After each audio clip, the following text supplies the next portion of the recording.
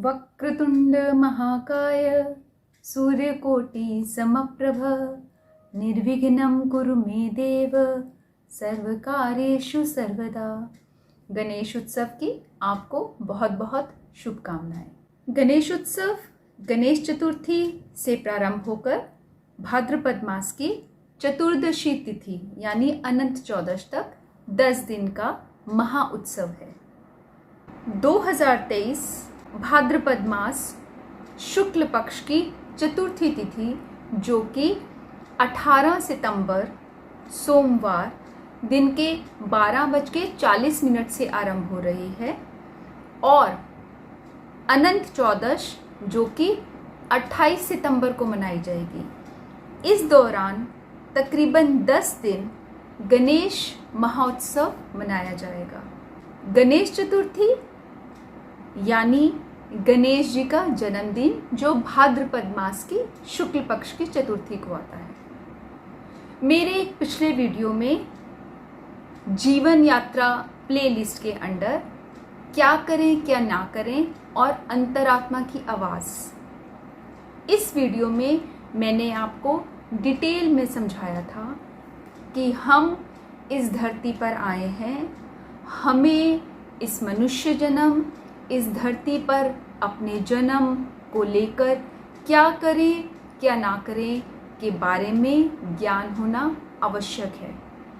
जैसे हम अपने विद्यालय में अपने स्कूल में किसी कक्षा में एडमिशन लेते हैं और उसके बाद हमारी परीक्षा होती है, then we are supposed to know the do's and don'ts of that particular class। जब हमारी परीक्षा होती है तब हम ये नहीं कह सकते कि हमने ये पढ़ा नहीं या हमें पता नहीं था या हम भूल गए। किसी भी जगह जाने पर विदेश गमन से पहले आपको क्या करना है क्या नहीं करना इसका विचार करना, इसका ज्ञान देना आवश्यक है।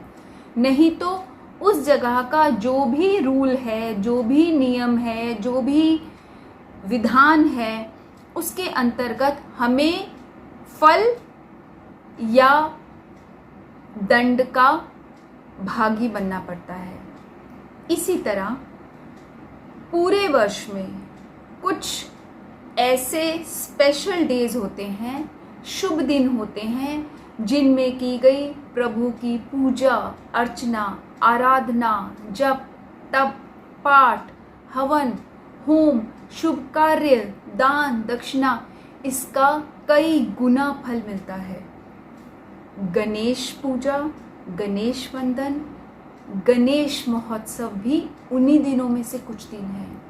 ये कुछ स्पेशल डेज हैं जिनमें किया गया आपका जप, तप, दान, पूजा, अर्चना और प्रार्थना का कई गुना अक्षय फल मिलता है। इसलिए इन 10 दिनों का सदुपयोग कीजिए। इधर उधर की बातें ना करके अपना कीमती दुर्लभ मनुष्य का समय बेकार में व्यर्थ ना करके प्रभु की वंदना में लगाएं। कुछ साल जब हमें समझ है तो हम इन समय का, इन दिनों का सदुपयोग कर सकते हैं।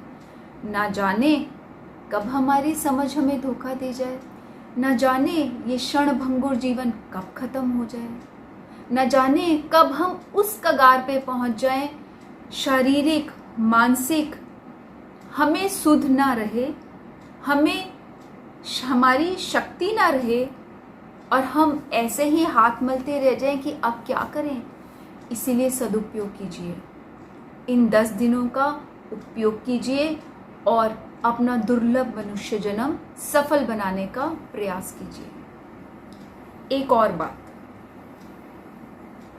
गणेश चतुर्थी गणेश महोत्सव की जब शुरुआत होती है यानी गणेश चतुर्थी को, उस दिन को कलंक चतुर्थी भी कहते हैं क्योंकि इस दिन चंद्रदेव को भगवान गणेश के द्वारा एक शाप प्राप्त था। हालांकि श्राप तो काफ़ी बड़ा था, पर जब चंद्रमा जी ने और सब देवताओं ने गणेश वंदना की तो प्रसन्न होकर गणेश जी ने सिर्फ एक दिन का श्राप शेष रहने दिया, बाकी का श्राप हटा दिया था। उस श्राप के अंतर्गत कोई भी मनुष्य अगर चंद्रमा के दर्शन कर लेता है भाद्रपद मास के शुक्ल पक्ष की चतुर्थी को, तो उसे कलंक लगेगा, उसे मिथ्या आरोप लगेगा।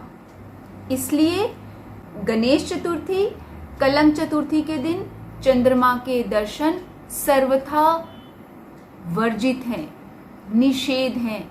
भूलकर भी चंद्रमा के दर्शन नहीं करें।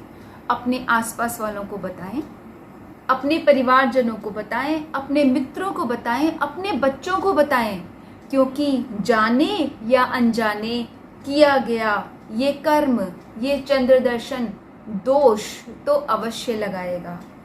ये दोष तो कृष्ण भगवान को भी लगा था। आपने कथा सुनी होगी जब कृष्ण भगवान को मणि की चोरी करने का आरोप लगा था, मिथ्या आरोप लगा था, क्योंकि कृष्ण भगवान ने भी चंद्र दर्शन किए थे कलंक चतुर्थी वाले दिन। तो फिर हम साधारण मनुष्यों का तो कहना ही क्या।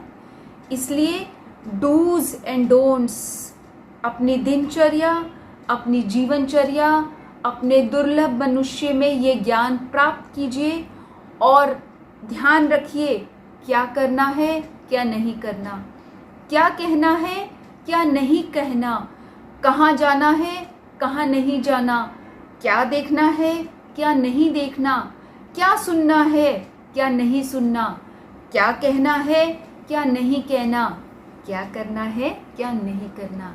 ये सब हमें ज्ञान के द्वारा ही प्राप्त हो सकता है। या तो हम शास्त्र का अध्ययन करें या फिर किसी जानकार से ये बातें सीखें, साझा करें अपना ज्ञान, जिससे आपका भी स्वाध्याय होगा और दूसरे का भी फायदा होगा।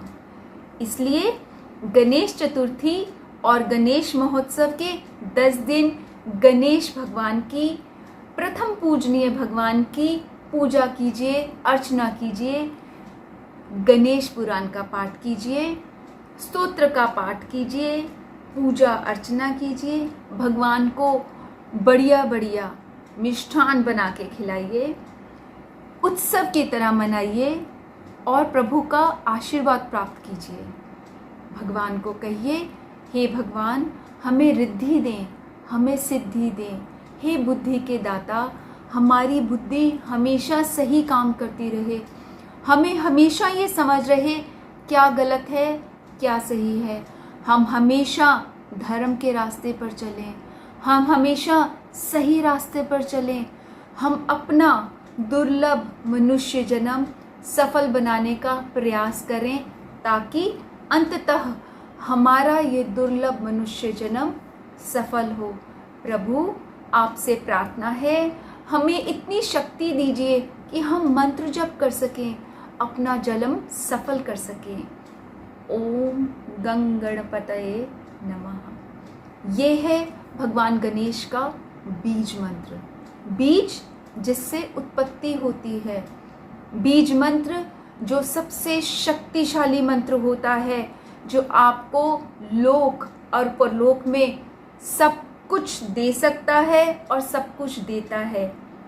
शर्त यही है कि भाव सही हो और नीयत सही हो, मांगे वही जो जिसके आप अधिकारी हैं, जो आपके लिए सही है, जो किसी को तकलीफ ना दे, जो सबका भला करे।